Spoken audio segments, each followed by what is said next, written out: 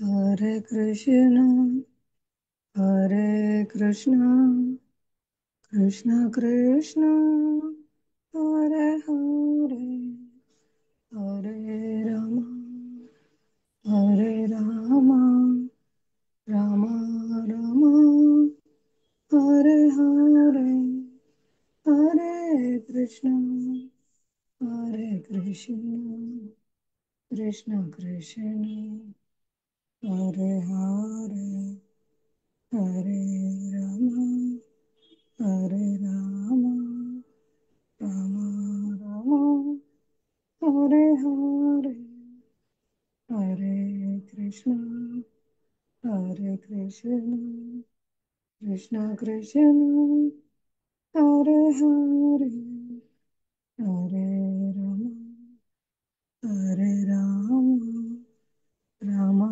Rama, Hare Hare, Hare Krishna, Hare Krishna, Krishna Krishna, Hare Rama, Hare Rama, Hare Rama, Rama Rama, Hare Hare,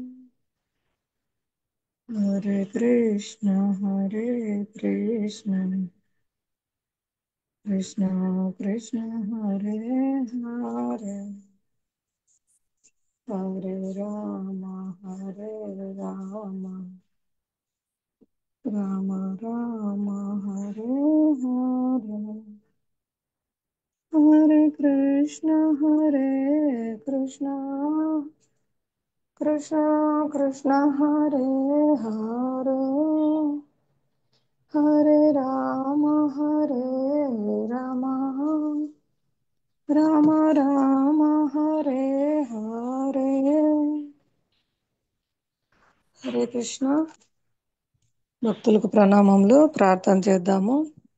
నమ ఓం విష్ణుపాదాయ కృష్ణ ప్రేష్టాయ భూతలే శ్రీమతే భక్తి వేదాంత స్వామినితి నామినే. నమస్తే సారస్వతే దేవే గౌరవాణి ప్రచారిణే నిర్విశేష శూన్యవాది పాశ్చాత్య దేశతారిణే. जय श्री कृष्ण चैतन्य प्रभु नित्यानंद श्री अद्वैता गदाधरा श्रीवासादि गौर भक्त वृंद. हरे कृष्णा कृष्णा कृष्णा हरे हरे, हरे राम राम राम हरे हरे. वाञ्छाकल्पतरुभ्यश्च कृपा सिन्धुभ्य एव च पतितानां पावनेभ्यो वैष्णवेभ्यो नमो नमः. मूकं करोति वाचालं पङ्गुं लङ्घयते गिरिं यत्कृपातमहं वन्दे श्रीगुरुदीनतारिणं పరమానందమాధవం శ్రీ చైతన్య ఈశ్వరం. హరే కృష్ణ. మనము భగవద్గీత యథాతథము మొదటి అధ్యాయము కురుక్షేత్ర రణరంగమున సైనిక పరిశీలనము అను మొదటి అధ్యాయం చదువుతున్నాము. నిన్న చదువుకున్న అంశాల్లో ఎవరికైనా గుర్తున్నవి కొన్ని పాయింట్లు చెప్పండి. హరే కృష్ణ. నిన్న మనము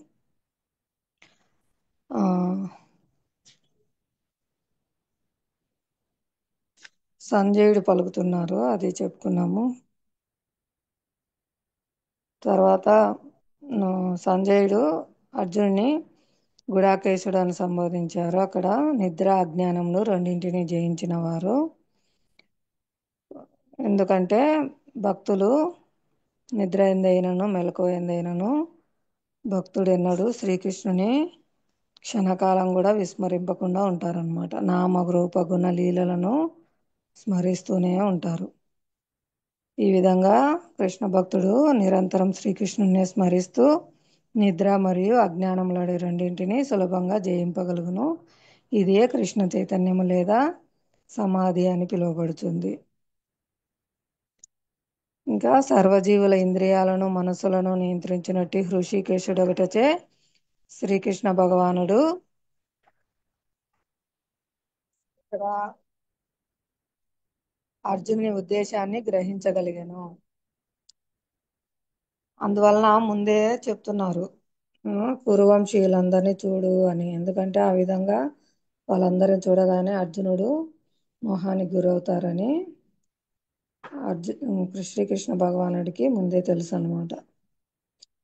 అందుకే ఆ భగవాను ఇక్కడ స్నేహపూరితమైన హాస్య ధోరణిలో అర్జునుని మనోభావాన్ని ముందే ప్రకటించుచున్నారు. ఎందుకంటే హృషికేశుడు భగవానుడు సర్వమును ఎరుగును ముందుగానే.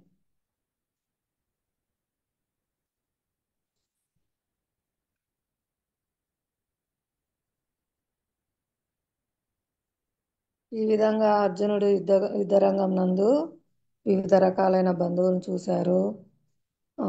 భీష్ముడు, సోమదత్తుల వంటి తాతలను, ద్రోణాచార్య, కృపాచార్యుల వంటి గురువులను, శల్యుడు, శకుని వంటి మేనమామలను అందరినీ చూసి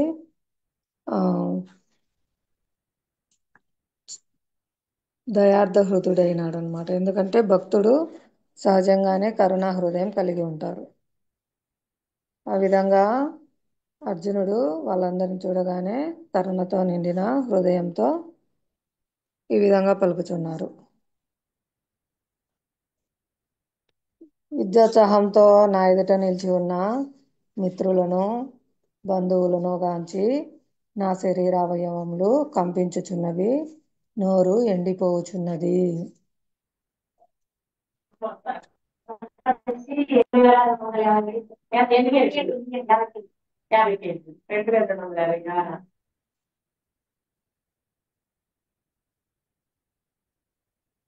ఆ విధంగా ఆ శ్రీకృష్ణ భగవానుని పట్ల నిష్కపటమైన నిష్కపటమైన భక్తి గల ఏ వ్యక్తి ఎందైనను సత్పురుషుల యందు లేదా దేవతల యందు కనిపించు సమస్త సద్గుణములు కనిపించును. భక్తునికి మాత్రమే. ఎందుకంటే శ్రీకృష్ణ భగవానుని యందు అతనికి నిష్కపటమైన భక్తి ఉంది కాబట్టి అతను సత్పురుషుల యందు దేవతల యందు కనిపించు సమస్త సద్గుణములు అట్టి భక్తుని యందు కనిపించును అన్నమాట. ఆ విధంగా అర్జునుడు భక్తుడైనందున దయార్థహృతుడై అతని యొక్క శరీరం కంపించడము, నోరు ఎండిపోవడము,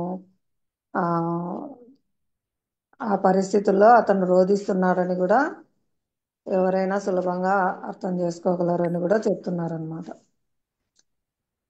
ఎందుకంటే అతి లక్షణాలన్నీ అర్జుని యొక్క కోమల హృదయమే కారణము, అతని బలహీనత కాదు. అది శుద్ధ భక్తుని యొక్క ప్రధాన లక్షణం అని చెప్తున్నారు. అందుకోసము భగవద్గీతలో ఒక శ్లోకం వివరించారు. యశాక్తి భక్తిర్ భగవత్ అకించన సర్వై గుణైశ్వరత సమాసతే సుర హరావభక్తస్య స్కుతో మహాద్గుణ మనోరథే వాసతి తావతో బహి. దేవాదిదేవుని యందు అచంచలమైన భక్తి గలవాడు దేవతల సద్గుణములను కలిగి ఉండును. అట్లుగాక భగవానుని పట్ల భక్తి లేనివాడు అల్పములైనట్టి లౌకిక గుణములను మాత్రమే కలిగి ఉండును. అందుకు అతడు మానసిక స్థితి యందు వర్తించుచు స్పష్టముగా కనవచ్చు. భౌతిక శక్తిచే ఆకర్షింపబడుటయే అందుకు కారణము అని చెప్తున్నారు. ఇంకా అర్జునుడు ఏమని పలుకుతున్నారు? నా దేహమంతయు కంపించుచున్నది, నాకు రోమాంచమగుచున్నది, గాంధీవ ధనస్సు నా చేతి నుండి జారిపోచున్నది, నా చర్మము మండిపోచున్నది అని చెప్తున్నారు. ఇక్కడ దేహ కంపనాలు రోమాంచితమగుట రెండు విధాలుగా జరుగుతాయని చెప్తున్నారు. ఒకటి ఆధ్యాత్మిక పారవశ్యం వల్ల కలిగినప్పుడు అలాంటివి సంభవిస్తాయి. ఇంకొకటి భౌతిక పరిస్థితి యందు తీవ్రమైన భయం కలిగినప్పుడు కూడా అట్టి స్థితి సంభవిస్తుంది. కానీ ఆధ్యాత్మిక అనుభూతి యందు భయం అనున్నది ఉండదు. ఈ సందర్భంలో అర్జునునికి ఆ విధంగా కొన్ని లక్షణాలు ఏమిటంటే అక్కడ ప్రాణ నష్టం జరుగునన్న భౌతిక భయమే కారణం అంటూ.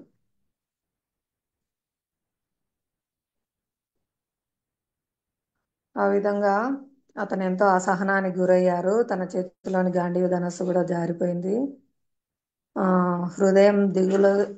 హృదయం రగులుచుండుట చేత బయట చర్మం కూడా మండిపోచున్నట్లుగా అతనికి అనుభూతి కలుగుచుండును.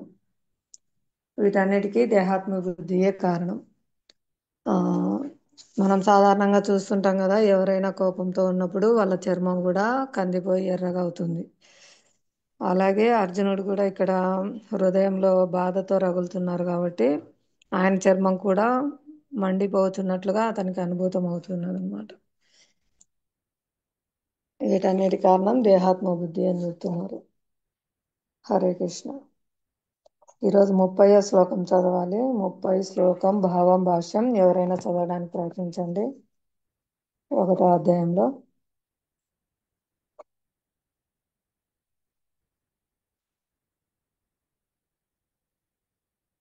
హరే కృష్ణ.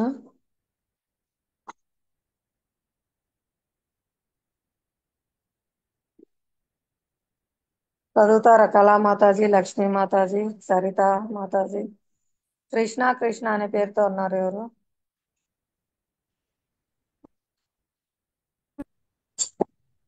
ఇప్పుడే ఒక ఆమె జాయిన్ చేసినాం. అది గుడికి వస్తానండి అప్పుడన్నా. ఆహా, సరే. నేను నేను కూడా వింటానులే అంటే ఇప్పుడు జాయిన్ చేసిన ఆమె ఉంటుంది కృష్ణ అంటే. హరే కృష్ణ, మంచిది మాత. నాకు కొంచెం పనిలో ఉన్నాం అంటే నేను చదవలేను. హరే కృష్ణ మాత. లక్ష్మీ మాత చదవండి.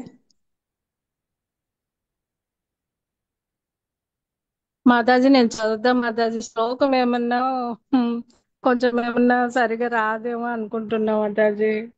పర్వాలేదు. హరే కృష్ణ. కానీ ట్రై చేస్తాం మాతాజీ. చదవండి. మాతాజీ ట్రై చేసేనా మాతాజీ? మాతాజీ చదవండి. హరే కృష్ణ.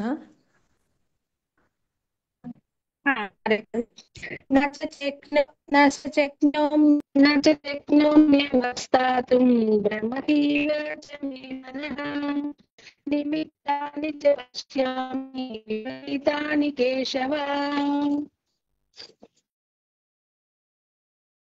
కేసి సంహారి. హే కృష్ణ, నేను ఇప్పుడు ఇక్కడ మాత్రము నిలవలేకుంటిని. నన్ను నేను మర్చిపోతుంటిని. నా మనస్సు చలించుచుండెను. నేను కేవలము విపరీతములనే చూచుచుంటిని. భాష్య మాతాజీ.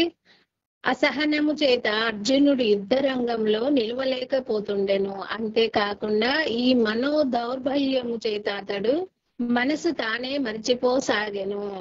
భౌతిక విషయముల పట్ల అధికాసక్తి గల మానవుని అట్టి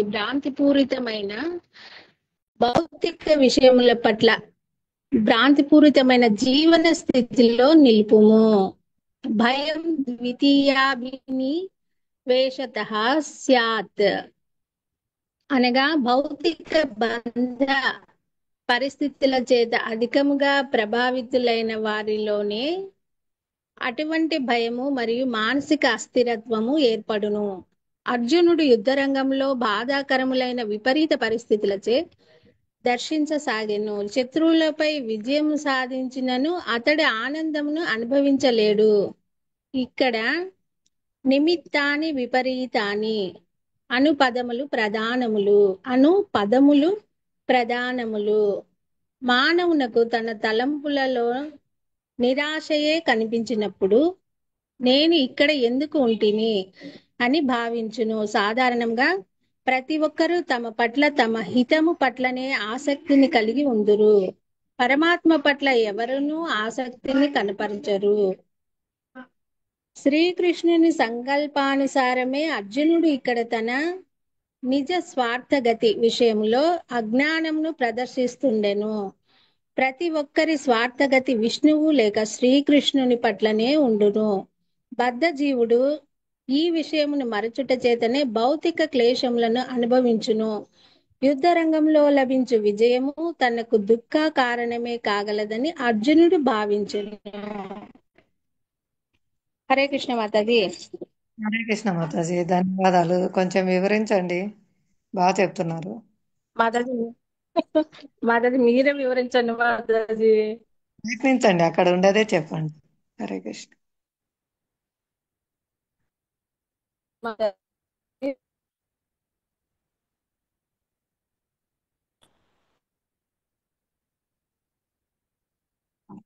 మీ వాయిస్ వినిపించడం లేదు. కొంచెం సిగ్నల్ ఉండే చోట ఉండి చెప్పండి. మీకు చక్కగా సిగ్నల్ రాదు మాతాజీ. పర్లేదు, అర్థమైనంత వరకు చెప్పండి. వినిపిస్తుందా మాతాజీ? ఇప్పుడు వినిపిస్తుంది. ఆ అంటే ఆయన చెప్తున్నాడు మాతాజీ, అర్జునుడు నేను ఇక్కడ నిలబడలేకున్నాను కృష్ణ, ఆ మర్చిపోతున్నా, మనసు అంతా చెల్లిస్తా ఉంది, నేనంటే నువ్వు విపరీతాలని చూస్తా ఉన్నాను అనేసి, అంటే ఆయన అసహనంతో ఆయనతో చెప్తున్నాడు. నా మనో దౌర్బల్యం చేత అతడు తనని తాను మర్చిపోతున్నాడు ఈ అనేసి, అంటే భౌతిక విషయాల పట్ల ఆసక్తి ఉండి ఆ బ్రహ్మతో సరిగా చెప్పలేకపోతున్నాను, మీరే చెప్పండి మాతాజీ. హరే కృష్ణ. బాగా చెప్తున్నారు, చెప్పండి. అలవాటు అవుతుందిలేండి.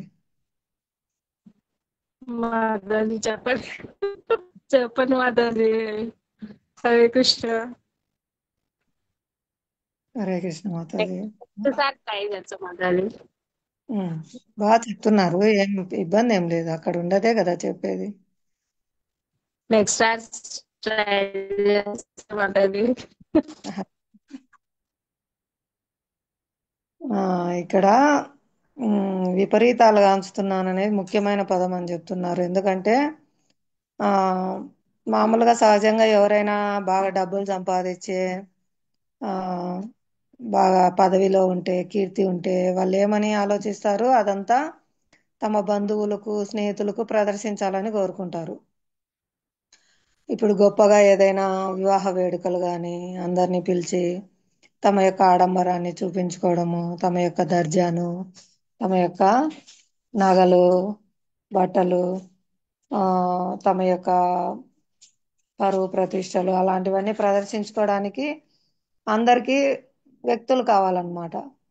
అంటే ఇక్కడ అర్జునుడు ఏం చెప్తున్నారు, ఇప్పుడు యుద్ధం చేస్తే అందరూ చనిపోతారు, నా వాళ్ళ ఎదుటి పక్షంలో అందరూ నా బంధువులు మిత్రులు అందరూ ఉన్నారు, వాళ్ళందరూ చనిపోతే నేను ఎవరికి ప్రదర్శించుకోవాలి? అలాంటి కోణంలో కూడా విపరీతాలుగా ఉంచుతున్నాను, అదే వస్తుంది. ఇంకొకటి, అక్కడ ఉండే పురుషులందరూ చనిపోతే ఇంటి దగ్గర ఉన్న వృద్ధులను, స్త్రీలను, పిల్లలను చూసుకునేవారు ఉండరు. వారు ఇతర జారులైన పురుషులచే వాళ్ళు తప్పుదారి పట్టే అవకాశం ఉంది. ఆ విధంగా వంశాచారాలు నాశనమవుతాయి. ఇలాంటివన్నీ ఇంకా రాబో శ్లోకాలన్నిట్లో విపరీతాలన్నీ అర్జున్ చెప్తారనమాట. ఆ విధంగా ఆ కారణాలన్నీ ఇక్కడ చెప్తున్నారు. అందుకని ఇక్కడ నిమిత్తాని విపరీతాని అనే పదాలకు ప్రాధాన్యత కలిగి ఉన్నవి అని చెప్తున్నారు. శత్రువులపై విజయం సాధించినను కూడా అతను ఆనందమును అనుభవింపజాలడు అని చెప్తున్నారు. అలా ఎవరైనా మానవులు అట్లా నిరాశ గోచరించినప్పుడు నేను ఇక్కడ ఎందుకున్నాను అని తలుస్తారు మామూలుగా సాధారణంగా. ఎందుకంటే ప్రతి ఒక్కరూ తన యందు తన హితమునందే ఆసక్తిని కలిగి ఉంటారు, కానీ నిజమైన స్వార్థము విష్ణువు లేదా శ్రీకృష్ణుడే అని తెలుసుకోలేకున్నారు. నిజ స్వార్థగతి నతే విదు స్వార్థగతి విష్ణు అని వస్తుంది ఆ శ్లోకం.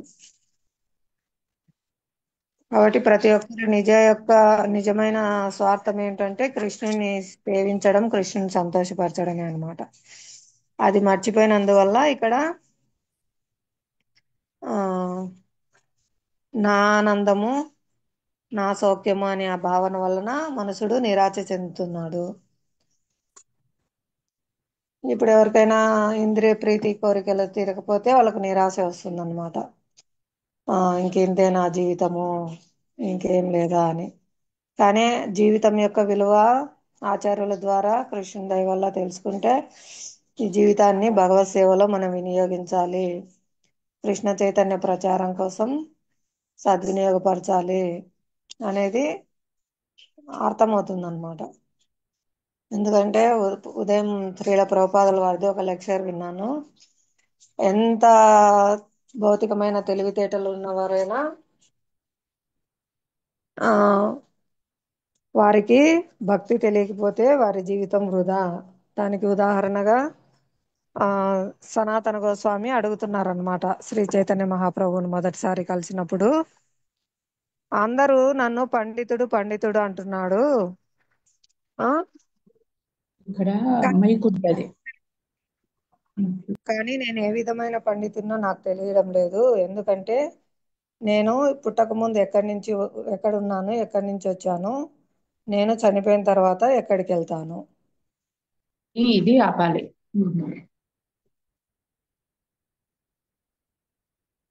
హరే కృష్ణ. ఈ రెండు ప్రశ్నలకు సమాధానం తెలియకుంటే వాళ్ళు మూర్ఖులే, ఏ విధంగా పండితులు అవుతారు అని అక్కడ ప్రశ్నిస్తున్నారు సనాతన గోస్వామి. నేను నా తల్లి గర్భంలోకి రాకముందు, జన్మించక ముందు ఎక్కడ ఉన్నాను, నేను ఈ శరీరం వదిలిపెట్టిన తర్వాత, మరణించిన తర్వాత ఎక్కడికి వెళ్తాను. ఈ రెండు ప్రశ్నలకు సమాధానం తెలుసుకోలేకుంటే వాళ్ళు పండితులు కాలేరు, వాళ్ళు మూర్ఖులే అవుతారు. ఆ ఈ జ్ఞానము మనకు శ్రీమద్ భగవద్గీత ద్వారా భగవంతుడు అందిస్తున్నారు. దేహము ఆత్మ యొక్క తేడాలన్నీ మనకు భగవద్గీత యందు భగవంతుడు చక్కగా వివరిస్తారనమాట. కాబట్టి మన నిజ స్వార్థ గతి విష్ణు అని తెలుసుకోలేంత వరకు మనము మన యొక్క స్వార్థగతితో, అంటే స్వార్థమయ విష్ణు అని తెలుసుకోలేకుండా తన దేహాత్మ భావంతో ఈ విధంగా దుఃఖం పాలవుతారు అనమాట అజ్ఞానంతో. హరే కృష్ణ. ఈ విషయం గురించి ఇంకా ఎవరైనా చెప్తారా? ఇంకా చాలా ముఖ్యమైనటి ఇచ్చారు పాయింట్స్.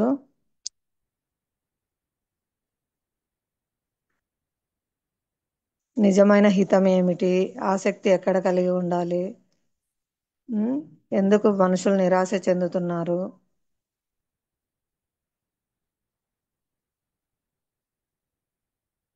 బద్ధజీవుడు ఈ విషయాన్ని విస్మరించట చేతనే భౌతిక క్లేశంలోనూ అనుభవించును. ఈ విషయాలన్నీ చెప్తున్నారు. ఎవరైనా దీని గురించి ఇంకా కొంచెం చెప్తారా? ప్రయత్నించండి. మన జీవితంలో కూడా ఎన్నో జరుగుతూ ఉంటాయి. భౌతిక బంధ పరిస్థితుల చేత అధికంగా ప్రభావితమై భయము మరియు మానసిక అస్థిరత కలగడము. కృష్ణ చైతన్యంలోకి రాకముందు చిన్న నీటి బిందువు లాంటి కష్టం వచ్చినా సముద్రంలాగా భయపెడుతుంది అనమాట. అదే భక్తిల సాంగత్యంలోకి వచ్చి కృష్ణ కథ చర్చిస్తూ కృష్ణ నామం స్మరిస్తూ చక్కగా సాధన చేసే వారికి సముద్రం లాంటి కష్టం వచ్చినా అది నీటి బిందువులాగా తేలిగ్గా అయిపోతుంది అనమాట. వారిని అలా బాధించదు. దానికి ఉదాహరణలు మీ జీవితాల్లో చాలా జరిగి ఉంటాయి. ఎవరి నుంచైనా విని ఉంటారు. మీరు విన్నవి, మీ అనుభవంలో ఉన్నవి చెప్పండి.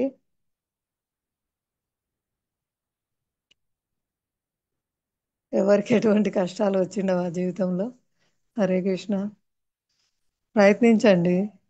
చర్చలో పాల్గొంటే గన ఇది మనం అధ్యయనం చేసిన వారం అవుతాం.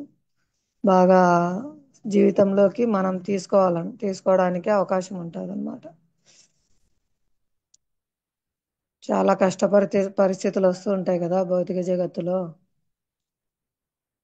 అప్పుడు మనం వాటిని ఎలా ఎదుర్కొంటున్నారు, ఇంతకు ముందు ఎలా ఎదుర్కొనేవారు, ఇప్పుడు ఎలా ఎదుర్కొనేవారు, అవి ఎలా మీ మీద ప్రభావం చూపిస్తున్నాయి?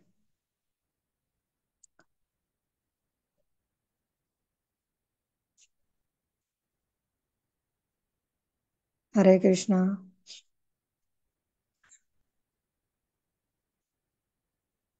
ప్రయత్నించండి. చిన్న చిన్న పాయింట్లైనా సరే చెప్పండి.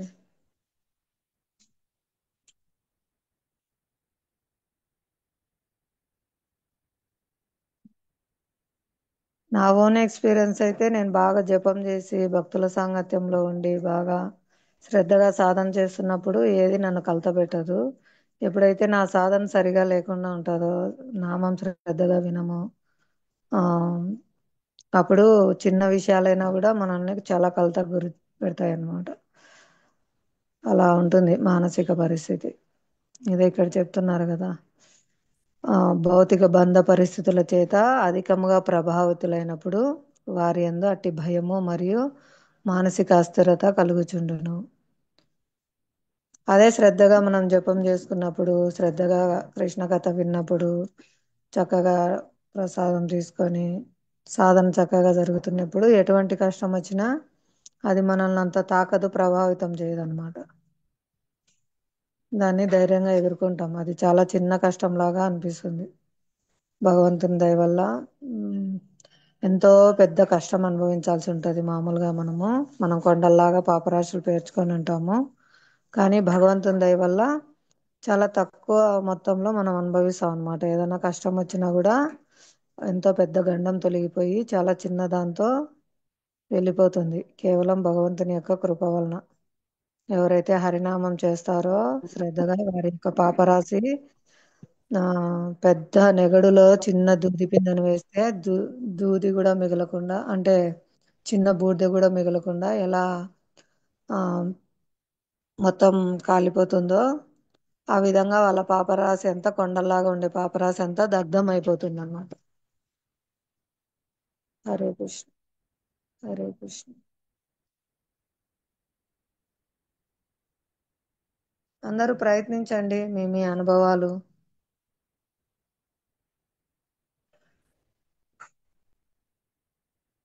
ఎక్కువ నరసింహస్వామిని కీర్తన చేయడము, ఎక్కువ జపం చేయడము, దానివల్ల చాలా గడ్డు పరిస్థితుల నుంచి బయటపడతారనమాట.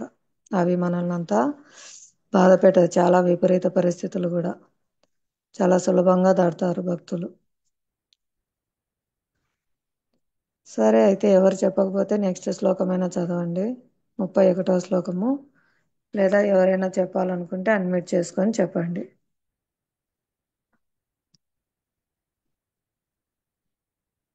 హరే కృష్ణ. లక్ష్మీ నాగినేని మాతాజీ ఇప్పుడే జాయిన్ అయినట్టున్నారు. హరే కృష్ణ కృష్ణ. మాతాజీ, దండవత్ ప్రణామాలు. ఇప్పుడే జాయిన్ అయ్యాను మాతాజీ. ఇప్పుడు చెప్పుకునే శ్లోకం భావంలో ఏంటంటే, భాష్యంలో శ్రీల ప్రభుపాదుల వారు చెప్తున్నారు, ఆ, భౌతిక బంధ పరిస్థితుల చేత ఎక్కువ అధికంగా ప్రభావితులైన వారి యందు భయము మరియు మానసిక అస్థిరత కలుగుతుంది. అందువలన ఇక్కడ అర్జునుడు చాలా విపరీతాలుగా అంచుతున్నాను, ఈ యుద్ధం వలన నేను ఎన్నో చెడు అంశాలు జరుగుతాయి అని నిరాశతో చెప్తున్నారు. అది ఎందువలన అంటే దేహాత్మ భావన వలన కలుగుతుంది. నిజస్వార్థము విష్ణుగతి అని అర్థం చేసుకున్నంత వరకు ఈ అజ్ఞానంతోనే ఇలా ఆ, తమ తమ స్వీయ ఆసక్తి అవన్నీ ప్రదర్శిస్తూ ఉంటారు. ఎప్పుడైతే నిజస్వార్థగతి విష్ణువు శ్రీకృష్ణుని ఎందే కలదని తెలుసుకుంటారో వాళ్ళు ఆ, ఈ అజ్ఞానం నుంచి బయటపడి శాశ్వతంగా ఆనందంగా ఉంటారన్నమాట. అంటే విష్ణువుని సేవించడమే నా యొక్క కర్తవ్యము అని తెలుసుకున్నవారు. ఆ లేదంటే కన్నా బద్ధజీవుడు దాన్ని మర్చిపోతే ఈ విధంగా భౌతిక క్లేశాలని అనుభవిస్తూ ఉంటారు అని చెప్తున్నారు ఇక్కడ. ఈ విధంగా మన జీవితంలో కృష్ణ చైతన్యం లేకముందు చిన్న కష్టం వచ్చినా ఎలా భయపడుతుండే వాళ్ళమో అది మన మీద ఎంత ప్రభావం చూపించేది. ఇప్పుడు కృష్ణ చైతన్యంలోకి వచ్చిన తర్వాత అటువంటి ఏమైనా కలతలు జరిగినప్పటికీ మనం వాటిని ఏ విధంగా తీసుకుంటున్నాము, ఏ విధంగా ఎదుర్కొంటున్నాము అనేది మీ అనుభవాలు చెప్పండి అని అడుగుతున్నాను. మీరేమైనా ప్రయత్నిస్తారా? మీ జీవితంలో జరిగిన సంఘటనలు కానీ, మీరు విన్నవి కానీ, మీకు తెలిసినవి కానీ.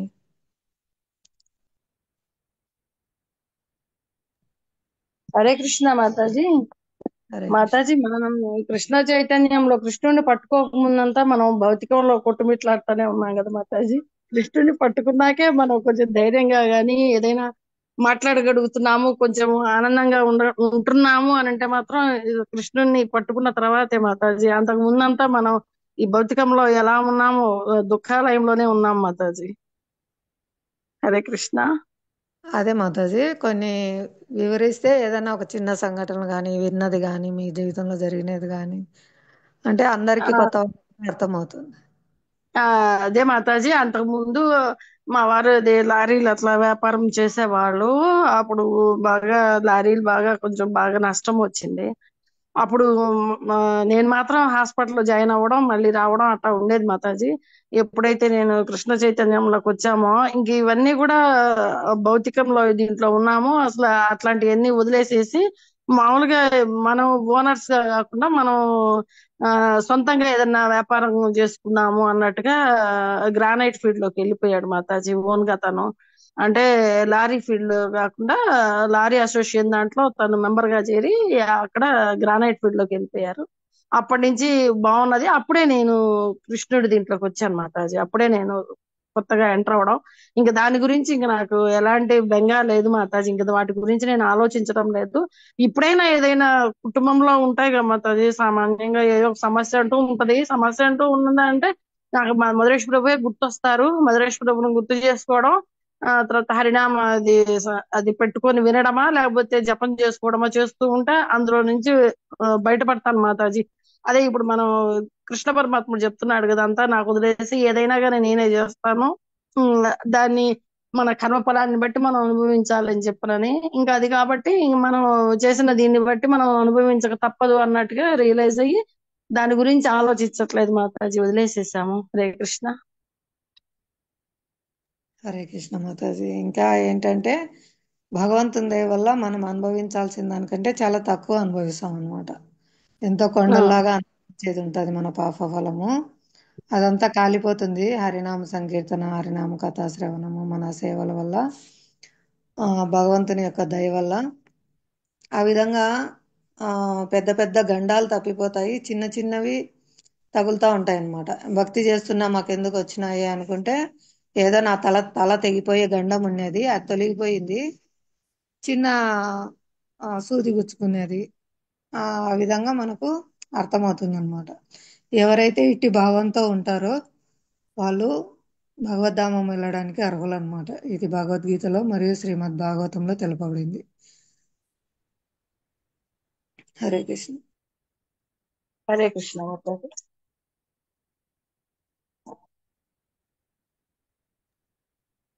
యాక్చువల్గా జరిగేది కూడా అదే మాతాజీ. అంటే మనకు భూత భవిష్యత్ వర్తమాన కాలాలు తెలియవు కాబట్టి ఆ మనం పూర్వజన్మల్లో ఎన్ని చేసుకున్నామో ఎంత ఉందో మనకు తెలియదు. ఆ ఈరోజు ఉదయం కూడా నాకు వేడిది పెనం తగిలి కొంచెం గాయమైంది అన్నమాట, కొంచెం లైట్గా. అప్పుడు అనిపించింది నాకెంతో పెద్దది జరగాల్సినది ఉన్నది, కృష్ణుని దయ వల్ల నాకు చిన్న శిక్షతో తొలగిపోయింది. ఆ అది భగవంతుని యొక్క కృప. లేకపోతే ఎక్కడన్నా ఉమ్, మంటలో పడి కాలిపోయే పరిస్థితి తొలగిపోయింది.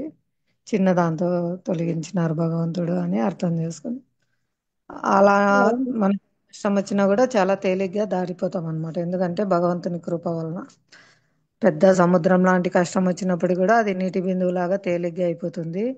అదే కృష్ణ చైతన్యం లేనప్పుడు నీటి బిందువు లాంటి కష్టం కూడా సముద్రం లాగా భయపెడుతుంది అనమాట. హరే కృష్ణ. హరే కృష్ణ. అదే మాతాజీ, మా అబ్బాయి ఫ్రెండ్ ఉండేవాడు మాతాజీ, వివేక్ అని. అదే మన అమెరికా నుంచి వచ్చి పెళ్లి చేసుకుని వెళ్ళాడు మాతాజీ. అమెరికాకి వెళ్తాడు ఇంకా 2 రోజుల్లో అబ్బాయి ఫ్లైట్ ఎక్కాలి మాతాజీ. అప్పుడు అందరం కలిసి తిరుపతికి వెళ్ళాము. కొత్తగా పెళ్లి చేసుకున్నాడు. తిరుపతికి అందరిని తనే తీసుకెళ్ళాడు అనమాట. ఏది మన వైకుంఠ దర్శనము, దానికి 10,000 టికెట్ కట్టేసి తీసుకెళ్లారనమాట. తీసుకెళ్లి దర్శనం అది చేసుకున్నాం మాతాజీ. ఇంక రిటర్న్ అవుతున్నాం. మేమేమో హైదరాబాద్ వచ్చేసేయాలి, వాళ్ళేమో చిత్తూరు వెళ్ళిపోవాలన్నమాట. వాళ్ళు కారు వేసుకుని వచ్చారు, వాళ్ళు వెళ్ళిపోతున్నారు. మమ్మల్ని ట్రైన్ ఎక్కించి వెళ్దామని చెప్పన్నారు. అంటే నాయన నేను ఇస్కాన్కి వెళ్ళాలి, ఇస్కాన్ టెంపుల్ దర్శనం చేసుకొని అక్కడ ప్రసాదాలు తీసుకొని బయలుదేరుతాము, ట్రైన్ లో మేము ప్రసాదాలు తీసుకోవడానికి వీలవుద్ది, మీరు టెంపుల్ చూసినట్టుంది రండి అని చెప్పని తీసుకుని వెళ్ళాను మాతాజీ వాళ్ళందరినీ. వాళ్ళ అమ్మగారు, వాళ్ళ నాన్నగారు, వాళ్ళ ఆవిడ, ఇంకా వాళ్ళ బావమరిది అందరూ వచ్చారు. సరే వెళ్ళాము, కృష్ణుడిని దర్శనం చేసుకున్నాము. ఇంకొస్తున్న ప్రసాదాల దగ్గరకు వచ్చేటప్పుడు ఈ అబ్బాయి ఎలా నడిచాడో ఇది చూసుకున్నాడో లేదో మాతాజీ, పెద్ద ఒక దిమ్మెని కొట్టుకున్నాడు మాతాజీ, కాలు కొట్టుకున్నాడు, గట్టిగా కొట్టుకున్నాడు. అది నేను అసలు చూడలే. నేను ఈ ప్రసాదం హడావుడిలోనే ఉన్న, ప్రసాదం తీసుకోవాలి, మళ్ళీ మనకి టైం అయిపోతుందని.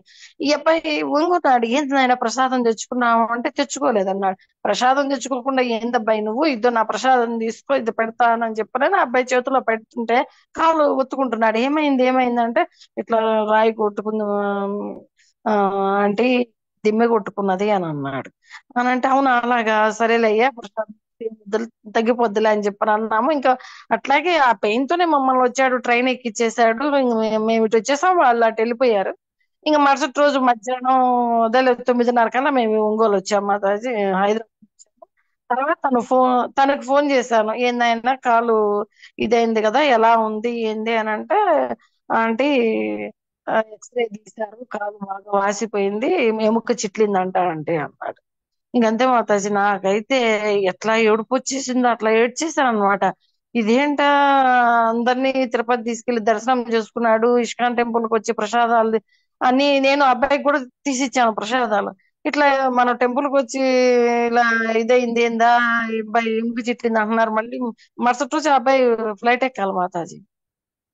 ఆ అబ్బాయి మామూలుగా మరుసటి రోజు ఎక్కడో ఆ ఏదో గరుత్మంతుడి గుడి ఉంటదంట మాతాజీ, ఏదో ఊరు, ఆ ఊరికి వెళ్ళాలన్నమాట. తర్వాత 2 రోజుల తర్వాత అబ్బాయి ఫ్లైట్ ఎక్కాలి, ఆ ఊరికి వెళ్ళాలని అనుకుంటున్నారు వాళ్ళు. ఇంత లోపల ఇది అయిపోయింది. ఇంక డాక్టర్ గారు 4 వారాలు కదలకుండా ఉండాలని ఎర్రకట్టు కట్టేశారు మాతాజీ ఆ అబ్బాయికి. ఇంక నేను చాలా బాధపడ్డాను. నిరంజన్ ప్రభువుకు ఫోన్ చేసి ఏడుస్తా చెప్పాను, ప్రభు ఇలా అయిపోయింది, ఆ అబ్బాయి మన టెంపుల్ కూడా చాలా సేవ చేస్తున్నాడు ప్రభు, ఏదో ఇట్లా వివాహం అయిన తర్వాత ఆ అబ్బాయి పెళ్లికి మన భగవద్గీత ఇవి కూడా తీసుకెళ్ళాను, జపమాలలు కూడా తెమ్మన్నాడు అక్కడ అమెరికన్స్ వాళ్ళకి ఇవ్వాలని. ఆ జపమాలలు కూడా పట్టుకెళ్ళాను, ఆ భగవద్గీత ఇది కృష్ణ బుక్ ఇట్లాంటి తీసుకెళ్ళాను. మళ్ళీ ఇంగ్లీష్ లో కూడా తెమ్మంటే మన గురు మహారాజు వచ్చిన్నారు, అక్కడ తీసుకొని ఇంగ్లీష్ భగవద్గీత కూడా పట్టుకెళ్ళాను. అంత బాగానే ఉంది కానీ ఈ అబ్బాయికి ఇలా అయ్యేసరికి నాకు ఒకటే బాధ అనమాట. ఇంక 3 రోజుల్లో ఫ్లైట్ ఎక్కాలి, ఎక్కనిస్తారా ఎక్కనీరా, ఈ అబ్బాయి నడవడానికి లేకుండా పోయింది.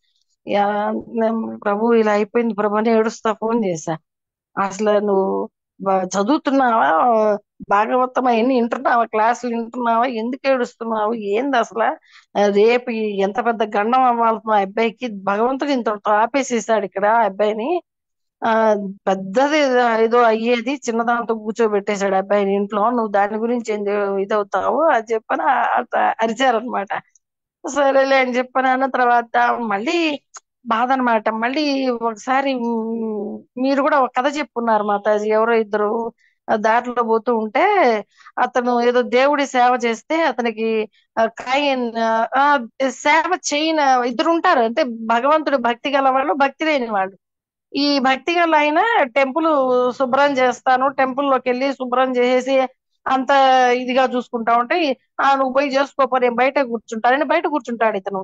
ఇతను బయట కూర్చున్న అతనికి ఒక 1 రూపాయి కాయిన్ దొరుకుతుంది అనమాట, ఏదో కాసు ఏదో దొరుకుతుంది అతనికి, అంటే బంగారపు నాణ్యం ఏదో దొరుకుతుంది. అతను టెంపుల్ క్లీన్ చేసి వచ్చేటప్పుడు అతనికి తేలు కుడుతుంది అనమాట. అప్పుడు ఇతను అంటాడు, అబ్బా తేలు కుట్టింది బాధగా ఉందంటే, మరి దేవుడు అంటూ పోయావు కదా, నీకు చూడు తేలు కుట్టింది, నాకు చూడు కాయిన్ దొరికింది అని అంటాడు అనమాట. అంటే అప్పుడు అటు ఒక యోగి, ఒక మునీశ్వరుడు పోతూ పోతూ ఆయన దగ్గరకు వచ్చి, ఏంటి నీకు కాయిన్ దొరికిందని ఆనందపడుతున్నావా పిచ్చోడా, నువ్వు కానీ టెంపుల్లోకి వెళ్ళి ఉంటే నీకు పెద్ద నిధే దొరికేది, అతను కానీ బయట కూర్చొని ఉన్నట్టు అతను పాము గరిచేది అని చెప్పని చెప్పారు. మీరే చెప్పున్నారు మాతాజీ గతంలో, అంటే నేను ఒంగోలులో ఉన్నప్పుడు. అది గుర్తొచ్చింది మాతాజీ. ఇంకా అది కూడా ఆ అబ్బాయికి చెప్పారనమాట, నాయన ఏదో పెద్ద గండం ఉండేది, అందుకని చిన్నదాంతో పోగొట్టాడు కృష్ణయ్య, నువ్వేమి ఇది కావాక అని చెప్పని అన్నాను. తర్వాత 4 రోజులకి ఆ డాక్టర్ వాళ్ళు ఆ కట్టుకుని వీల్ చైర్ అయినా వెళ్ళిపోవచ్చు, నువ్వు ఫ్లైట్ ఎక్కచ్చు, ఏం కాదు అబ్బాయి అన్నారా. ఇంకా నా కొడుకు ఇంట్లో దిగేసి ఇంకా అక్కడే నెల రోజులు రెస్ట్ తీసుకున్నాడు మాతాజీ. ఆ అబ్బాయి తగ్గిందంట మాతాజీ. అంటే మనం అది కూడా అనుకోవాలి, మీరు ఇప్పుడు అంటున్నారు కదా ఏదో పెద్ద గండంతో పోయేది చిన్నదాంతో వెళ్ళిపోయింది. ఆ మరుసటి రోజు అదేదో గరుత్మంతుడి గుడికో ఎక్కడికి వెళ్ళాలన్నారు, బెంగళూరులోనో ఎక్కడో. అది ఎలా ఉండేదో ఏమో, చిన్నది చేసేసి ఆ ఊరంతటితో క్యాన్సిల్ చేసేసాడు మాతాజీ. హరే కృష్ణ మాతాజీ. హరే కృష్ణ. అవును మాత, అది మనకు తెలియదు కదా. భూత భవిష్యత్ వర్తమాన కాలాలన్నీ భగవంతునికి తెలుసు. కాబట్టి తన భక్తుని రక్షించుకోవడానికి శరణాగతిని బట్టి అది కూడా ఆ ఆ, ఫుల్ గతి ఉంటే అది కూడా జరగకుండా వెళ్ళిపోతాయి. మనకి ఏమైనా వచ్చే కష్టాలు చిన్నవి కూడా మన ఉమ్, శరణాగతి వల్ల ఏదైనా పెద్ద గండాలు తొలగిపోయి చిన్న దాంతో మనం బయటపడతాం అన్నమాట.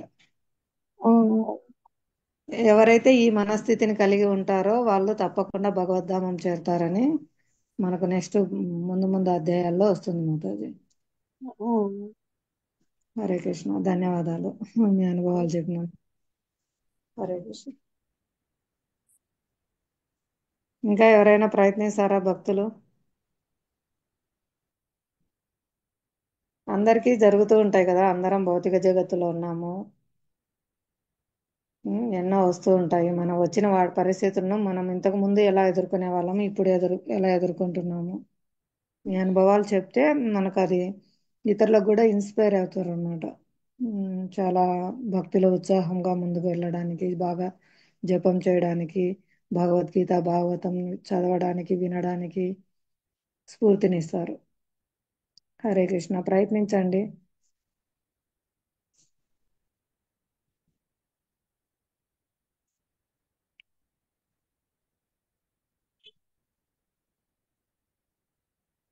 హరే కృష్ణ. ఇక్కడ నెంబర్తో జాయిన్ అయినారు ఎవరు? 108108. పరిచయం చేసుకుంటారా మిమ్మల్ని?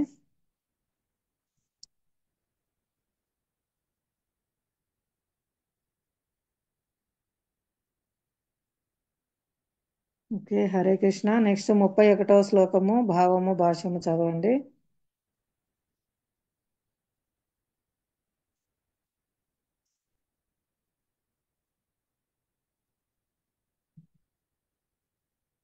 హరే కృష్ణ. నచ శ్రేయోనుపశ్యామి హత్వా స్వజనమాహవే న కాంక్షే విజయం కృష్ణ నచ రాజ్యం సుఖాని చ. ప్రతిపదార్థం భావం భాష్యం శ్రీల ప్రభుపాదుల వారి ద్వారా. శ్రీల ప్రభుపాదకి జై. శ్రేయస్సు నా చ అనుపశ్యామి గాంచలేకున్నాను, హత్వా చంపి స్వజనమును ఆహవే యుద్ధమునందు, నా కాంక్షే కోరను విజయమును కృష్ణ ఓ కృష్ణ, నచ రాజ్యమును కూడా, సుఖాని చ దాని వలన కలుగు సౌఖ్యములను కూడా. ప్రియమైన ఓ కృష్ణ, ఈ యుద్ధమునందు నా స్వజనమును చంపుట ద్వారా ఏ విధంగా శ్రేయస్సు కలగగలదో నేను గాంచలేకున్నాను. తదనంతర విజయమును గాని రాజ్యమును గాని సుఖమును గాని నేను వాంఛింపలేకున్నాను. భాష్యము. తమ స్వార్థగతి విష్ణువు లేదా శ్రీకృష్ణుని యందే కలదని తెలియక బద్ధజీవులు దేహ సంబంధములందే సుఖము కలదని భావించుచు వాటిచే ఆకర్షింపబడుదురు. జీవితమునకు సంబంధించిన అట్టి అంధవిశ్వాసంతో వారు భౌతిక సుఖమునకు హేతువులైన వాటిని కూడా విస్మరించుదురు. ఇక్కడ అర్జునుడు క్షత్రియ ధర్మములను కూడా విస్మరించినట్లుగా కనిపించును. శ్రీకృష్ణుని ప్రత్యక్ష ఆదేశములచే యుద్ధరంగమున మరణించు క్షత్రియుడు మరియు పూర్తిగా ఆధ్యాత్మికానుభూతి కొరకే అంకితమైన సన్యాసి అను ఇరువురును శక్తివంతము మరియు తేజవంతమైన సూర్యమండలమున ప్రవేశించుటకు యోగ్యులు కాగలరని తెలుపబడినది. బంధువుల విషయమును పక్కన పెట్టినను తన శత్రువులను సైతం వధించుటకు అర్జునుడు వాంఛించుటలేదు. బంధువులను చంపుటచే జీవితమున తనకు ఎట్టి సుఖము లభింపదని అతడు భావించుచున్నాడు. కనుకనే ఆకలి లేనివాడు వండుటకు ఇష్టపడనట్లుగా అతడు యుద్ధం చేయుటకు అంగీకరింపలేకున్నాడు. ఇప్పుడు అతడు నిరాశతో అడవికి వెళ్ళి ఏకాంత జీవితమును గడప నిశ్చయించుకొనెను. కానీ క్షత్రియులు ఇతర వృత్తులను చేపట్టకూడదు కనుక జీవనోపాధికై క్షత్రియుడుగా అతనికి రాజ్యం కావలసి ఉన్నది.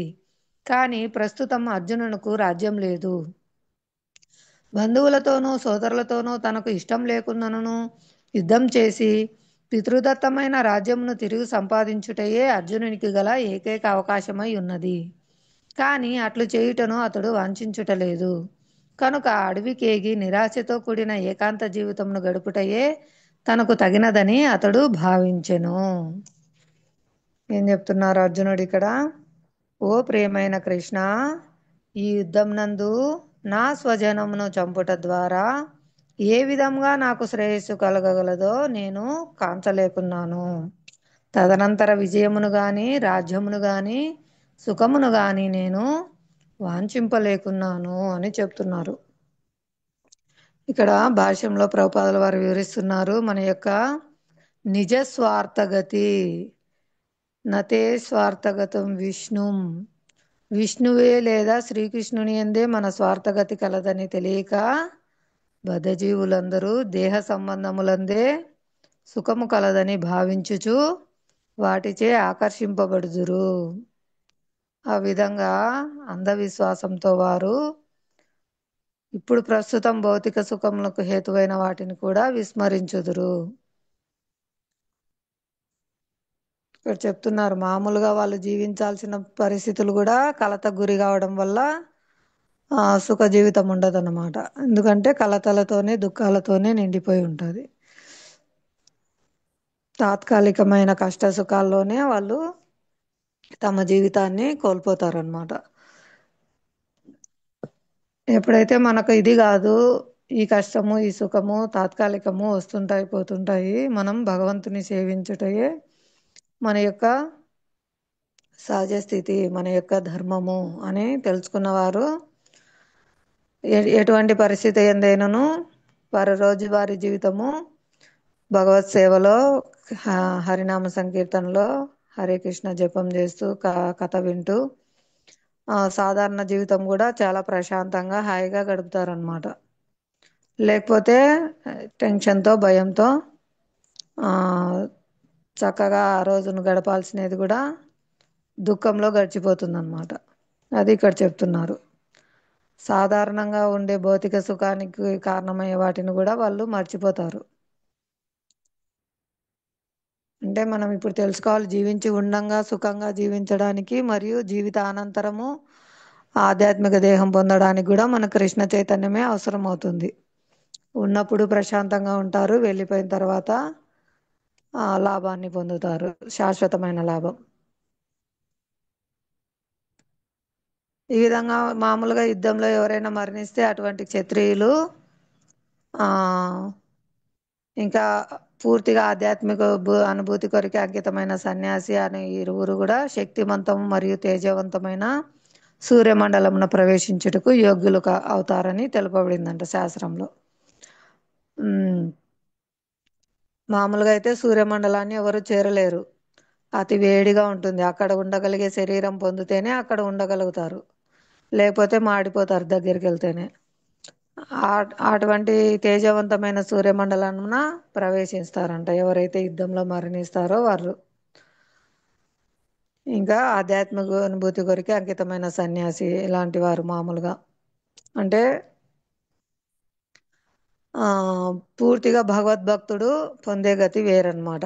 వాళ్ళ కోరికలను పట్టించి వాళ్ళు ఏ లోకాలకు వెళ్తారు. ఇంతకుముందు మనం చదువుకున్నాం కదా, పితృదేవతలను పూజించేవారు పితృలోకాలకు, చంద్రమండలంకు వెళ్ళాలనుకునే వాళ్ళు చంద్రుని పూజించి చంద్రలోకానికి అలా వెళ్తారని, అక్కడ ఆయా గ్రహాల్లో ఉండగలిగే శరీరాన్ని పొంది అక్కడ జీవించుటకు అనుకూలమైన పరిస్థితుల్లో వాళ్ళు జన్మ తీసుకుంటారనమాట. వాళ్ళ యొక్క కర్మానుసారము మరియు కోరిక కర్మ కర్మఫలము రెండు తోడవుతాయి. ఇట్లా ఇక్కడ ఆకలి లేని వాడు వండడానికి ఎట్లా ఇష్టపడడో అలాగా వాళ్ళందరినీ చంపడానికి అర్జునుడు ఇక్కడ ఇష్టపడడం లేదు. ఎందుకంటే ఇందాక చెప్పుకున్నాం కదా, బంధువులను చంపుటచే నాకు ఎట్టి సుఖము కలగదు, నేను రాజ్యం సంపాదించినా ఎవరుండరు, నాకు ఆడ బంధువులు ఉండరు, ఎవరు ఉండరు అని అట్లా బాధపడుతున్నారు అన్నమాట. కాబట్టి అతను ఏకాంతంగా అడవికి వెళ్తా అంటున్నారు. కానీ అడవికి వెళ్ళిన క్షత్రియుడు కాబట్టి నువ్వు ఉండలేవు అనేది భగవంతుడు తెలియజేస్తారనమాట. ఎందుకంటే క్షత్రియుడు తన గుణకర్మరీత్యా ఎప్పుడు ఇతరులను రక్షించుటకు, పరిపాలన చేయుటకే అతను గుణకర్మరీత్యా అతను ప్రేరేపిస్తూ ఉంటుంది అనమాట, అతని యొక్క స్వభావం. కాబట్టి రాజ్యం లేకుండా అతను ఎటువంటి కార్యం వేరేది చేయలేడు అనేది భగవంతునికి తెలుసు అన్నమాట.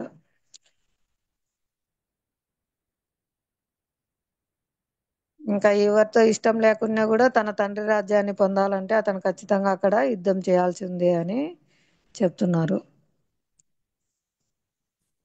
కానీ అతడు అట్లు ఆశించటలేదు. ఇంకా నెక్స్ట్ ఇంకా అర్జునుడు కంటిన్యూ చేస్తున్నారు 32, 35 శ్లోకాల్లో కూడా.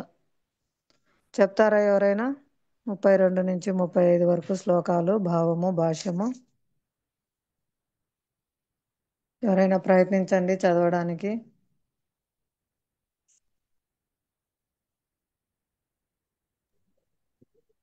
నేను ట్రై చేయనా మాతాజీ? చదవండి మాతాజీ. హరే కృష్ణ. హరే కృష్ణ మాతాజీ.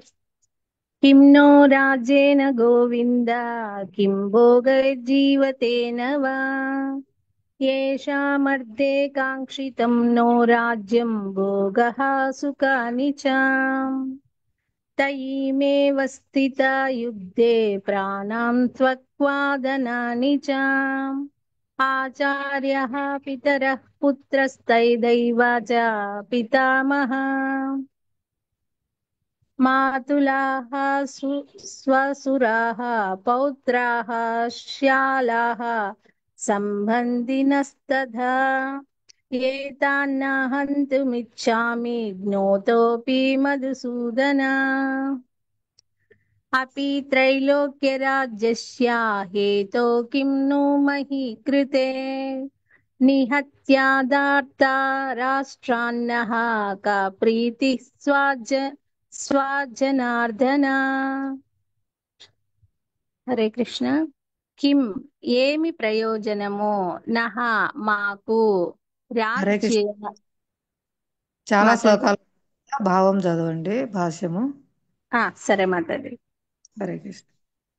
హరే కృష్ణ మాతాజీ. ఓ గోవింద, మేము ఎవరి కొరకు రాజ్యమును సుఖమును చివరకు జీవితమును కూడా కోరుతుంటిమో వారందరూ ఇప్పుడు ఈ యుద్ధ రంగమున సన్నద్ధులై నిలిచినప్పుడు ఆ రాజ్యాదుల చేత మాకేమి ప్రయోజనము ఓ మధుసూదన.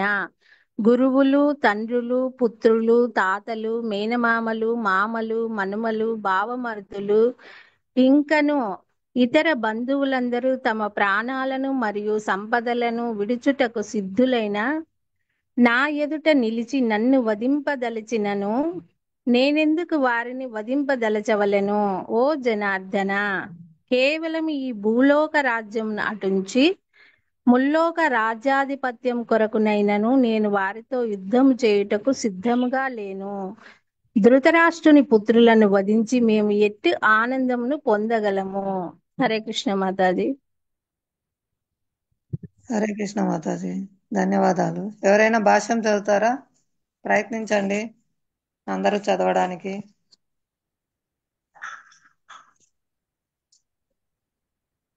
భాష్యం చదవండి మైక్ అన్మ్యూట్ చేసుకొని.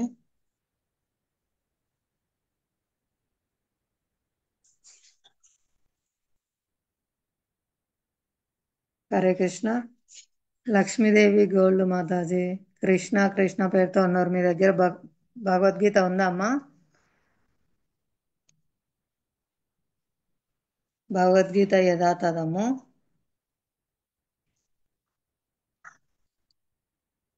ప్రయత్నించండి, భాష్యం చదవండి.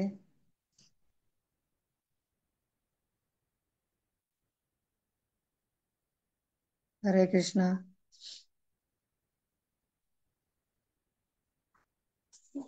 మాతాజీ లక్ష్మీ మాతాజీ, మీరు ఫ్రీగా ఉన్నారా, సేవలో ఉన్నారా? చదవగలరా? చదువుతాను మాతాజీ. భాష్యము. గోవులకు ఇంద్రియాలకు శ్రీకృష్ణుడే సకలానంద విషయము కనుక అర్జునుడు అతనిని గోవింద అని సంబోధించాడు. ఈ ప్రత్యేక ప్రయోగము ద్వారా అర్జునుడు ఏది తన ఇంద్రియాలకు సంతృప్తిని కలిగిస్తుందో దానిని శ్రీకృష్ణుడు తప్పక తెలుసుకోవాలని సూచిస్తున్నాడు. కానీ గోవిందుడు మన ఇంద్రియ తృప్తి కొరకే ఉద్దేశించబడలేదు. అయినా గోవిందుని ఇంద్రియాలను మనము సంతృప్తి పరచడానికి యత్నిస్తే అప్రయత్నంగా మన ఇంద్రియాలు కూడా సంతృప్తి చెందుతాయి. లౌకికంగా ప్రతి ఒక్కడు తన ఇంద్రియ తృప్తినే కోరుకుంటూ ఆ తృప్తిని భగవంతుడు ఇవ్వాలని అనుకుంటాడు. కానీ భగవంతుడు జీవులు ఎంతవరకు అర్హులో అంతవరకే ఇంద్రియ తృప్తిని కలిగిస్తాడు, కానీ వారు కోరినంత కాదు. అయినా మనిషి దీనికి విరుద్ధ మార్గాన్ని చేపట్టినప్పుడు, అంటే స్వీయేంద్ర తృప్తిని కోరకుండా గోవిందుని ఇంద్రియ తృప్తికి ప్రయత్నించినప్పుడు, ఆ గోవిందుని కృపతో అతని సమస్త కోరికలు నెరవేరుతాయి. తన జాతి, కుటుంబ సభ్యుల పట్ల అర్జునుడికి ఉన్న గాఢానురాగము, వారి ఎడ ఉన్నట్టి సహజ కరుణ కారణంగా కొంత ఇక్కడ ప్రదర్శితమైంది. అందుకే అతడు యుద్ధానికి సిద్ధపడలేదు. ప్రతి ఒక్కడు తన సంపత్తులను బంధుమిత్రులకు చూపించాలని అనుకుంటాడు, కానీ తన బంధుమిత్రులందరూ యుద్ధరంగంలో వధింపబడతారు కనుక విజయం తర్వాత తన సంపదను వారితో పంచుకోలేని అర్జునుడు భయపడ్డాడు. సాధారణమైన లౌకిక జీవన గణన ఈ రకంగా ఉంటుంది, కానీ ఆధ్యాత్మిక జీవనము దీనికి భిన్నమైనది. భక్తుడు భగవంతుని కోరికలను తీర్చాలని కోరుకుంటాడు కనుక భగవంతుడు సమ్మతిస్తే ఆ దేవదేవుని సేవ నిమిత్తమై సకల సంపత్తులను సేకరించవచ్చును. భగవంతుడు సమ్మతించకపోతే అతడు చిల్లి గమనైనా తాకకూడదు. అర్జునుడు తన బంధువులను చంపగోరలేదు, వారిని సంహరించవలసిన అవసరమే ఉంటే శ్రీకృష్ణుడే స్వయంగా వారిని వధించాలని అతడు అనుకున్నాడు. యుద్ధరంగానికి రాకముందే శ్రీకృష్ణుడు అది వరకే సంహరించాడని, తాను కేవలము శ్రీకృష్ణుని చేతిలో పనిముట్టుగా కావలసి ఉన్నదని అర్జునునికి ఆ క్షణంలో తెలియరాలేదు. ఈ సత్యము రాబో అధ్యాయాలలో వెల్లడి చేయబడింది. భగవంతుని సహజ భక్తునిగా అర్జునుడు తన దుష్ట జ్ఞాతులు సోదరుల పట్ల ప్రతీకారం తీర్చుకోవాలని అనుకోలేదు, కానీ వారిని అందరినీ వధించడమే భగవంతుని సంకల్పము. భక్తుడెన్నడూ దుర్మార్గుని పట్ల ప్రతీకారము చేయడు, కానీ భక్తుని పట్ల దుర్మార్గులు చేసే ఎటువంటి అపరాధాన్ని భగవంతుడు సహించడు. భగవంతుడు తన విషయంలో హరే కృష్ణ చదవండి మాతాజీ. వస్తున్నావా? భగవంతుడు తన విషయంలో ఒక వ్యక్తిని క్షమించగలడు, కానీ తన భక్తులకు హాని చేసిన ఎవడిని అతడు క్షమించడు. అందుకే అర్జునుడు క్షమించగోరిన దుష్టులందరినీ సంహరించడానికే భగవంతుడు నిశ్చయించుకున్నాడు. హరే కృష్ణ మాతాజీ. హరే కృష్ణ మాతాజీ. సేవ ఉందా? సేవ లేకపోతే వివరించండి. మీరు చెప్పండి మాతాజీ. ప్రయత్నించండి, ఏం కాదు, ఇక్కడ ఉన్నదే చెప్పండి.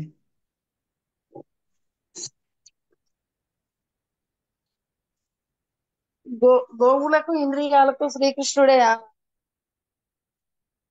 సకలానంద విషయము కనుక అర్జునుడు అతని గోవిందాన్ని సంబోధించాడనమాట. ఎందుకనంటే మాతాజీ, ఈ సకల ఇంద్రియాలకు కృష్ణుని ఆధీనంలో ఉంటాయి మాతాజీ. ఆ ఇంద్రియాలని నాకు రావట్లేదు, మీరే చెప్పండి మాతాజీ. హరే కృష్ణ, మీరు చెప్పండి మాతాజీ. హరే కృష్ణ మాతాజీ, బాగా చెప్తున్నారు, ప్రయత్నించండి.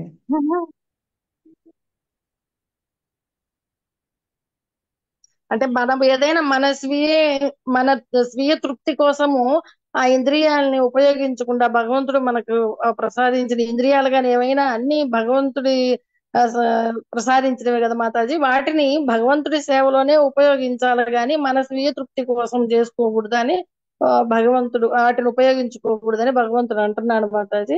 ఆ భగవంతుడి సేవ కోసం ఆ ఇంద్రియ తృప్తి కూడా మనం చేస్తే ఆయన ఇంకా సంతోషపడతాడు అని చెప్పని అంటున్నాడు మాతాజీ. కానీ ఇక్కడ ఏంటంటే అర్జునుడు తన స్వీయ ఇంద్రియ తృప్తి కోసం ప్రయత్నిస్తున్నాడు. అంటే ఇప్పుడు ఎవరైనా కూడా మనకున్న ఆస్తిని ఇతరులు చూసి ఆనందపడాలని చెప్పనే మనం అనుకుంటాం, ఏదైనా కానీ మనం చూపించాలని.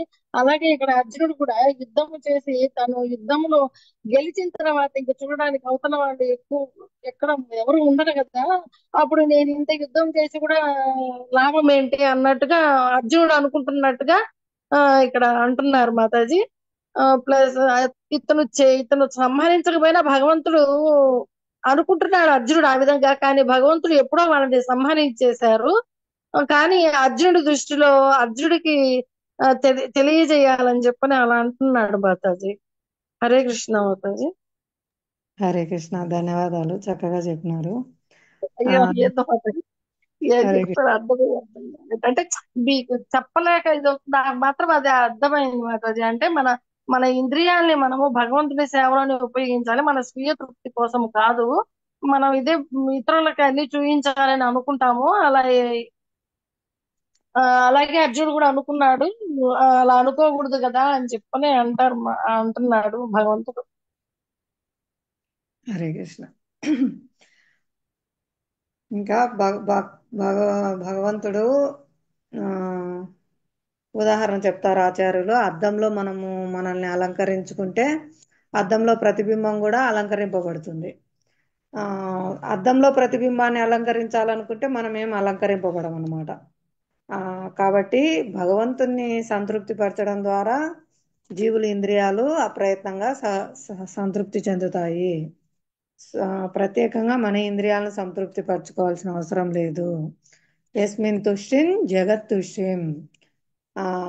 భగవంతుడు సంతృప్తి చెందితే జగత్తంతా కూడా సంతృప్తి చెందుతుంది.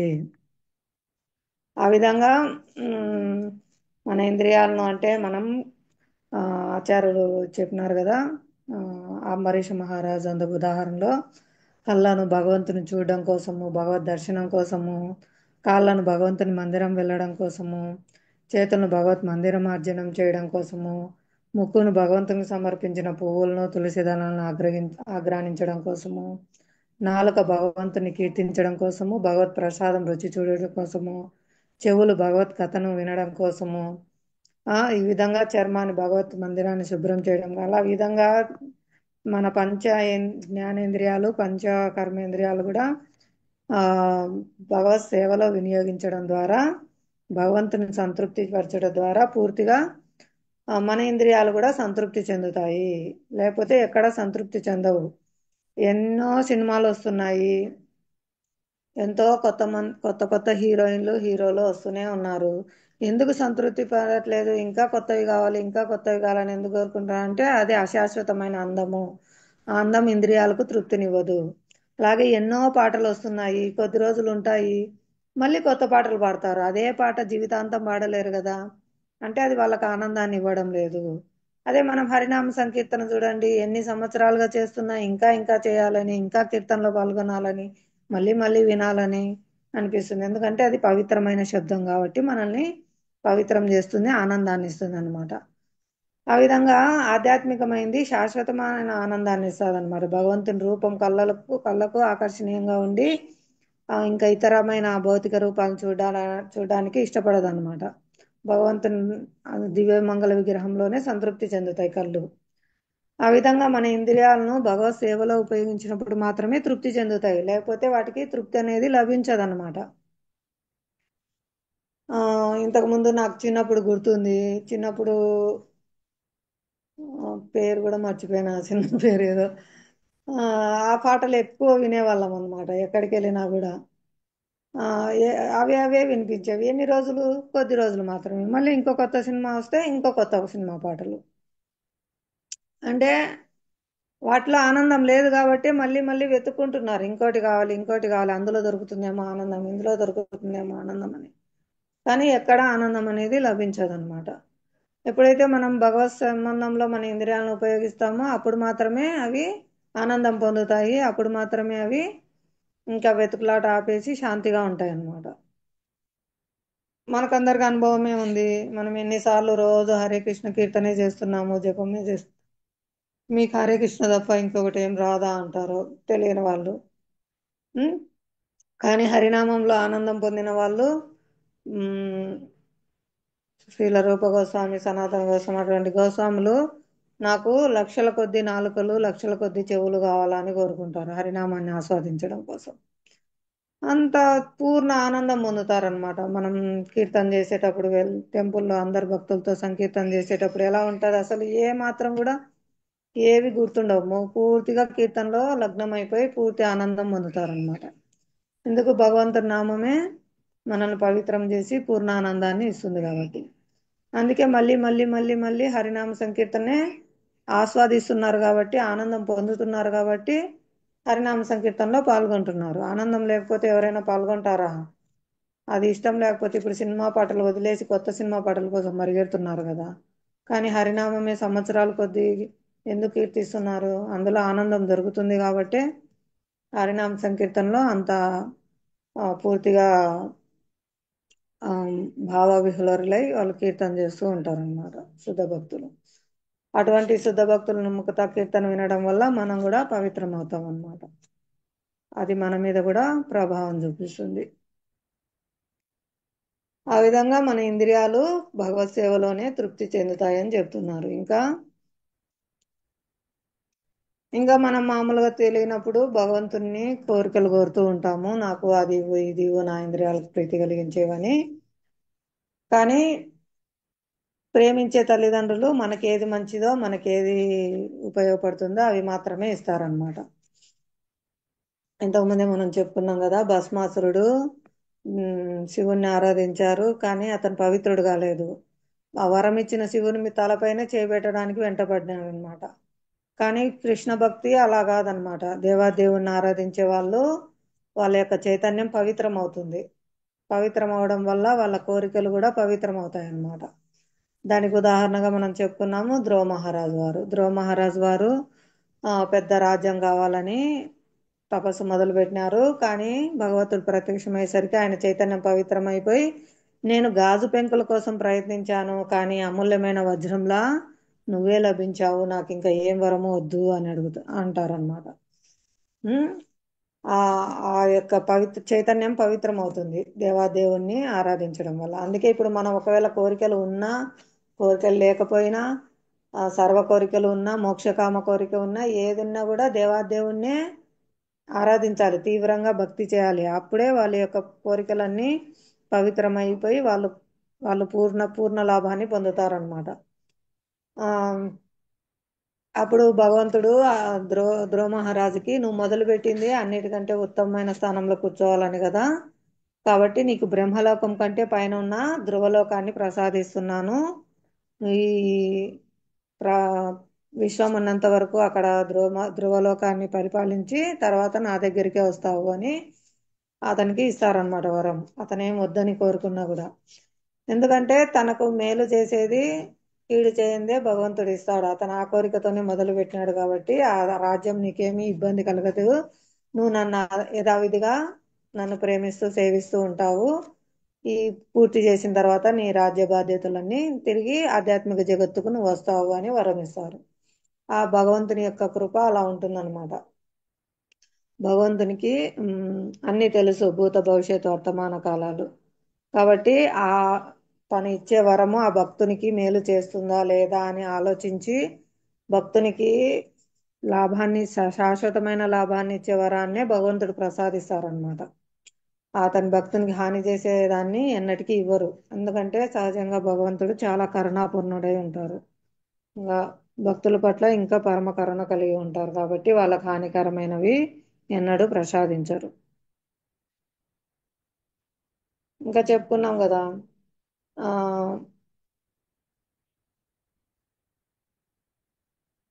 తన ఇంద్రియ ఇక్కడ మళ్ళీ మళ్ళీ చెప్తున్నారు చూడండి, తన ఇంద్రియ తృప్తిని కోరకుండా గోవిందుని ఇంద్రియంలో సంతృప్తి పరచ యత్నించినప్పుడు గోవిందుని కృపచే జీవుల సమస్త కోరికలు తృప్తి నందును. ఈ విధంగా వాళ్ళందరూ కూడా ఉద్ధరింపబడతారు అని చెప్తున్నారు అనమాట. అందరూ కూడా తృప్తి చెందుతారు అని. మన ఇంద్రియాలే కాదు, జీవులందరి ఇంద్రియాలు కూడా తృప్తి చెందుతాయి. ఇందాక చెప్పుకున్నాము, మన యొక్క సంపదలు ఇతరుల దగ్గర ప్రదర్శించుకోవాలనుకుంటాము. అవన్నీ భగవత్ సేవలో ఉపయోగించాలి. భగవత్ సేవకు అవసరమైతే భక్తుడు అన్ని సంపదలను స్వీకరిస్తారు. భగవత్ సేవకు ఉపయోగపడిన దాన్ని దేనిని స్వీకరించరని కూడా ఇక్కడ చెప్తున్నారు. ఎంతో మంది రాజర్షులు అందరూ పెద్ద పెద్ద రాజ్యాలు ఏలినారు, కానీ వాళ్ళందరూ భగవద్భక్తులగుట వల్ల అవేవి వాళ్ళని ఇబ్బంది పెట్టలేదు. ఆ సంపదలన్నింటినీ వాళ్ళు భగవత్ సేవలో ఉపయోగిస్తూ ప్రజలను కన్నబిడ్డల వల్లే పరిపాలించారు. వాళ్ళందరికీ ప్రజలకు కూడా ఆధ్యాత్మిక జీవితంలో నడుచుకునేటట్లు శిక్షణ ఇచ్చారనమాట. కాబట్టి వాళ్ళకి అటువంటి రాజ్యాలు అవన్నీ అడ్డు రాలేదు. ఇందాక చెప్పుకున్నాం కదా, అంబరీష మహారాజు అందుకు ఎలా తమ ఇంద్రియాలన్నింటినీ సేవలో ఉపయోగించారు. కానీ వాళ్ళు భూమండలాన్ని అంతటికీ చక్రవర్తులు అయింది కూడా వాళ్ళు చక్కగా భగవద్భక్తి ఎలా చేస్తున్నారు అనేది మనకు ఆచరించి చూపించారనమాట. ఇంకా ఇక్కడ చెప్తున్నారు, కాల రూపంలో భగవంతుడు అందరినీ సంహరిస్తాడు, అవంతా ముందే జరిగింది, కేవలం నిమిత్త మాత్రునిగా అర్జునునికి విజయం అందించడం కోసమే ఈ యుద్ధం ఏర్పాటు చేయబడింది అని చెప్తున్నారు. ఎవరైనా కూడా భౌతిక జగత్తులో జన్మ తీసుకున్న వాళ్ళు కాలక్రమంలో వాళ్ళు శరీరం వదిలిపెట్టాల్సిందే. ఈ విధంగా నువ్వు చంపినా చంపకున్నా వాళ్ళందరూ కాలక్రమంలో చనిపోతారని భగవంతుడు చెప్తున్నాడు. నువ్వు యుద్ధం చేయడం ద్వారా నీకు ఆ కీర్తి లభిస్తుంది అని. ఇంకా భక్తుడు ఎటువంటి కరుణా హృదయం కలిగి ఉంటాడంటే దుష్టుని పట్ల కూడా ప్రతీకారం చేయగలడంట. కానీ తన భక్తులకి దుష్టులు చేయి దోషాలను మాత్రం భగవంతుడు ఎన్నడూ సహించాడు. ఇక్కడ వాళ్ళందరూ పాండవులను చాలా కష్టపెట్టినారు కాబట్టి వాళ్ళను శిక్షించాలా అనేది భగవంతుని యొక్క కోరిక. ఎందుకంటే భక్తులను కష్టపెడితే భగవంతుడు ఓర్చుకోరనమాట. కానీ భగవంతుడు స్వయంగా తనకు అపరాధం చేసినా భగవంతుడు క్షమిస్తారంట. కానీ తన భక్తుల్ని ఏమైనా అంటే ఆయన ఓర్చుకోరని చెప్తున్నారు. కానీ భక్తుడు మాత్రమే తనకు అపరాధం చేసినా కూడా ఆ దుష్టుని పట్ల ప్రతీకారం చేయగలరు. అంటే భగవంతుని యొక్క లక్షణమే భక్తుడు కూడా. భగవాన్ కూడా తననేమన్నా అన్నా కూడా వాళ్ళనేం క్షమిస్తారు, కానీ భక్తులకు హాని చేస్తే వాళ్ళని క్షమించరు. అట్లే భక్తులు కూడా భగవద్భక్తులను భగవంతుని నిందిస్తే వాళ్ళు కూడా క్షమించరు అనమాట. వాళ్ళు కూడా వాళ్ళకి చేతనైనా శక్తి లేకపోతే చెవులు మూసుకొని అక్కడి నుంచి వెళ్ళిపోవాలి, శక్తి ఉంటే వాళ్ళతో వాదించి వాళ్ళకి తెలియజేయాలి, లేదంటే క్షత్రియుడు లాంటి వాళ్ళైతే వాళ్ళ నాలుకైనా తెగొస్తారనమాట. అలా ఉంటుంది. భగవద్భక్తులు కూడా భగవంతుని నింద భక్తుల నింద వినరనమాట, సహించరు. అలా తమనేమైనా అన్నా కూడా వాళ్ళు ఓర్చుకుంటారు. అలా మనకు నిత్యానంద ప్రభు లీలలో కూడా చూడొచ్చు. జగాయ మాదాయి రక్తం వచ్చేట కొట్టినా కూడా ఆయన క్షమించారు. తన భక్తుని గాయపరచడం వల్ల చైతన్య మహాప్రభు చక్రాయుధాన్ని ప్రయోగించాలనుకున్నారు. అప్పుడు స్వయం నిత్యానంద ప్రభువే చైతన్య మహాప్రభు పాదపద్మాలపై పడి వాళ్ళని క్షమించమని వేడుకుంటారు. తనను కొట్టిన వాళ్ళను కూడా క్షమించమని వేడుకుంటారు అనమాట. వాళ్ళ కృష్ణ ప్రేమనివ్వండి, మీరు ఇప్పుడు దేహ మార్పు చేయడానికి కాదు వచ్చింది, వాళ్ళకు కృష్ణ ప్రేమను ఇవ్వడానికి వచ్చిన కరుణావతారము, దయచేసి వాళ్ళకు చైతన్యాన్ని మార్పు చేయండి, వాళ్ళ కృష్ణ ప్రేమనివ్వండి అని వేడుకుంటారు. ఆ విధంగా భక్తుల కరుణ వలన వాళ్ళు భగవంతుని కరుణ పొందుతారనమాట. చైతన్య మహాప్రభువులను అనుగ్రహించి వాళ్ళ కృష్ణ ప్రేమనిస్తారు.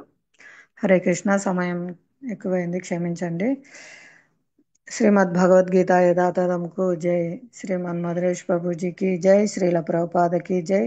సమావేశమైన భక్త బృందకి జై. అనంత కోటి వైష్ణవ బృంద